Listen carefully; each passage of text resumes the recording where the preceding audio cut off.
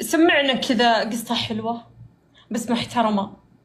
شوف يا أبو عماد، شوف لو تغلط والله لا أقفل بوجهك. خليك لا لا محترم. تمام. شوف وردتين يا عيال. يلا. مرة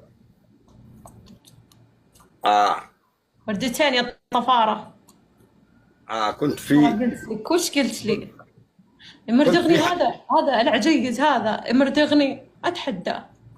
كنت في حديقة. أيوه. هذه الحديقة يعني حديقة لقيتي كبيرة بها كراسي بها، وأنا كملت الشغل وأخذت لي أكل سندوتشات، أيوه. وقلت أروح بأكل لي في الحديقة في الظل وأشوف لي الناس الطالعين والنازلين و... وبعدين بقى أركب الباص. طيب بعدين. وهذاك اليوم